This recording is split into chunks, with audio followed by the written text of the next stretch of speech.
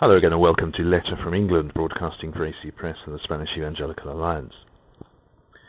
Two news items this week show the importance of re-evaluating traditional views of Protestants and of Protestantism in general, and the importance of challenging those views, particularly when they don't align with the truth. The historian and writer César Vidal has written an article about Henry VIII, saying that he was a ferocious persecutor of Protestants and not at all a wellspring of the Reformation, as Vidal says he is sometimes portrayed. In an article about the English king who broke away from the Catholic Church, Vidal attacks what he sees as the myths surrounding the Church of England's beginnings. Initially he says it taught the same doctrine as Rome and continued the persecution of those who embraced Reformation thought.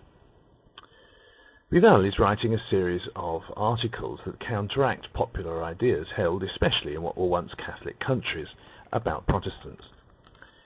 Whilst English evangelicals would see Henry VIII as merely a political tool in God's hands, insofar as his contribution to the Reformation went, the view in Catholic circles is often that Henry established the Protestant Church in England. In fact, says Vidal, he ordered the writing of a confession of faith that absolutely upheld the 7 Catholic sacraments. He had those who denied transubstantiation burnt at the stake. He banned the laity from taking both elements at communion. He refused to allow priests or ex-monks to marry, and he maintained heard confession. Henry VIII lived and died a practicing Catholic, to all intents and purposes, whether the name changed or not.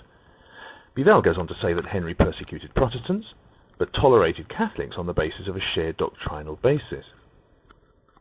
Anglican doctrine then only changed after Henry's death, which allowed so-called heretics to return from the continent.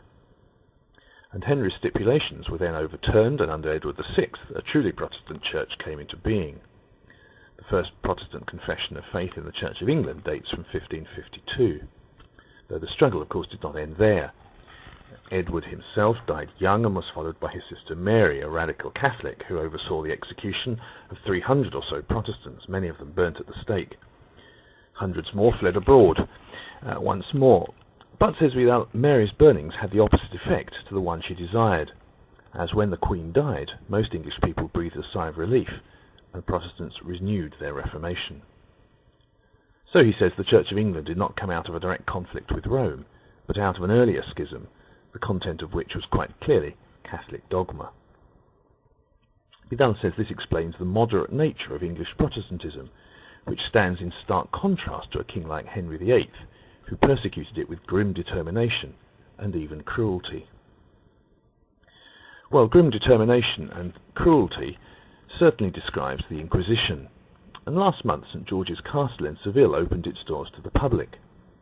This was the headquarters of the dreaded Inquisition in the city from the 15th to the 18th century, and is now effectively a museum to the terrors which took place within its walls.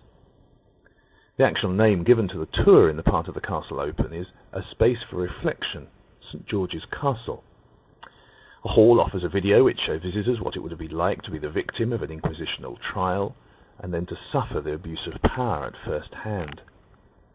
The tour passes along a corridor and shows the remains of walls where prisoners once screamed in agony during torture sessions.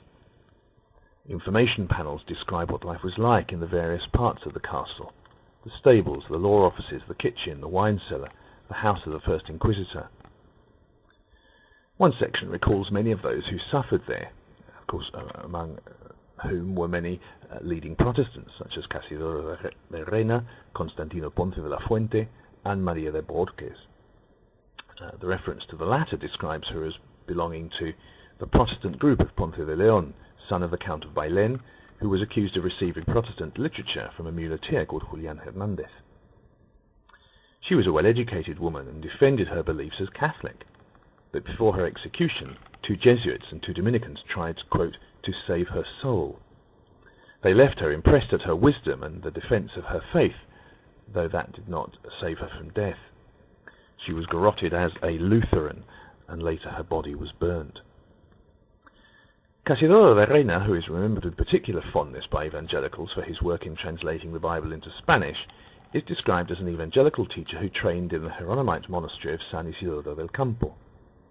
He was one who managed to escape into exile in Geneva, and together with men like Cipriano de Valera and Antonio del Corro, became leading figures of the Reformation. The Inquisition had to content itself with burning an effigy of him at a trial, in inverted commas, in 1562. Another Protestant mentioned is Constantino Ponce de la Fuente, canon in Seville by order of the Vatican. He was accused in 1558 by the Inquisition again of being a Lutheran. They'd already burnt his books in public, slandered his character, and shut him up in Triana Castle, where he died before being tried. The museum was opened by the Mayor of Seville, Alfredo Sanchez, and the whole project has cost €2.5 million. The aim of it is to analyse human character, the condition of human beings, how someone can both be the victim of another's intolerance, but also at another time be an active participant in intolerance. Emilio Mojo of the Protestant Study Unit in Seville says it's very emotive to be inside those walls which were witnesses to the faith of our forefathers.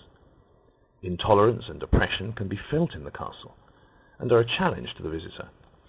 Each person can see themselves, impotent in the face of power, but also exercising that power over others. The museum's founders hope it'll make people ask themselves about their own motivations, and about the concerns of today's society, so that such intolerance will not be repeated in the future. Thank you for listening to Letter from England, broadcasting each week at acpress.net and emission.net. Goodbye for now.